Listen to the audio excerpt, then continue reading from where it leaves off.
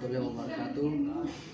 Perkenalkan, nama saya Mufalen dengan NIM 60800121090 dari kelas PWKD.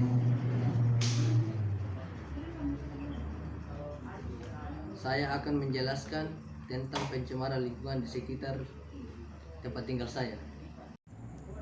Yang pertama itu pencemaran lingkungan adalah masuk atau dimasukkannya makhluk hidup, zat, energi atau komponen lain ke dalam lingkungan atau berubahnya tatanan lingkungan akibat kegiatan manusia atau proses alam, sehingga kualitas lingkungan turun sampai ke tingkat tertentu yang menyebabkan lingkungan menjadi kurang atau tidak dapat berfungsi lagi sesuai peruntukannya.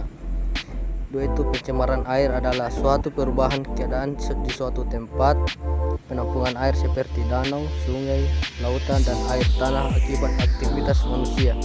Menurut PP nomor 20 tahun 1990, pencemaran air adalah masuknya atau dimasukkannya makhluk hidup, zat, energi, dan atau komponen lain ke dalam air oleh kegiatan manusia sehingga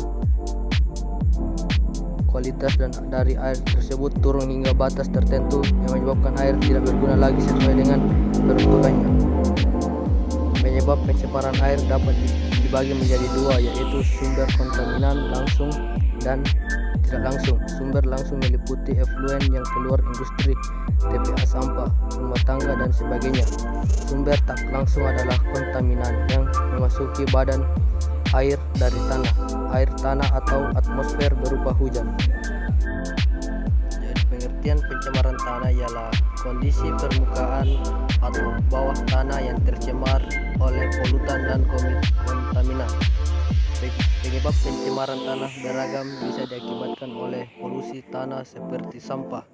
Pencemaran tanah dapat menyebabkan gangguan kesehatan pada manusia dan ekosistem secara keseluruhan. Manusia dapat mengalami konsekuensi negatif yang dapat memengaruhi kualitas hidup dan kesehatan. Bahan kimia beracun mencapai tubuh manusia melalui bahan makanan bila ditanam di tanah yang tercemar. Bila terpapar limbah dari air yang tercemar dan tanah yang terkontaminasi polutan, manusia dapat terkena gangguan pernafasan, penyakit kulit hingga kanker.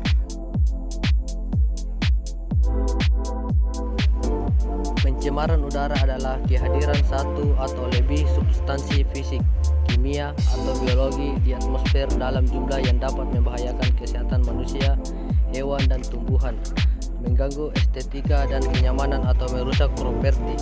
Pencemaran udara dapat ditimbulkan oleh sumber-sumber alami maupun kegiatan manusia.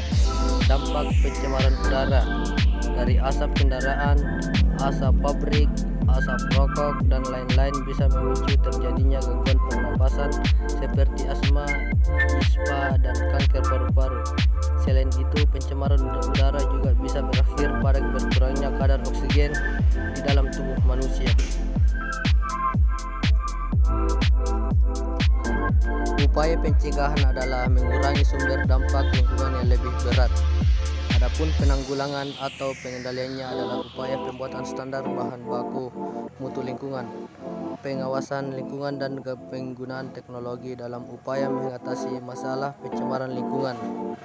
Secara umum berikut ini merupakan upaya pencegahan atas pencemaran lingkungan: mengatur sistem pembuangan limbah industri sehingga tidak mencemari lingkungan, menempatkan industri atau pabrik terpisah dari kawasan permukiman penduduk, melakukan pengawasan atas penggunaan beberapa jenis pestisida, insektisida, dan bahan kimia lain yang berpotensi menjadi penyebab dari pencemaran lingkungan, melakukan penghijauan, memberikan sanksi atau hukuman secara tegas terhadap pelaku kegiatan yang mencemari lingkungan, melakukan penyuluhan dan pendidikan lingkungan untuk menumbuhkan kesadaran masyarakat tentang arti dan manfaat lingkungan hidup yang sesungguhnya.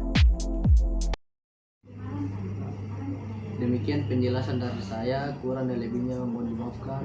Wabillahi taufiq wal hidayah. Wassalamualaikum warahmatullahi wabarakatuh. Can anybody out there hear me?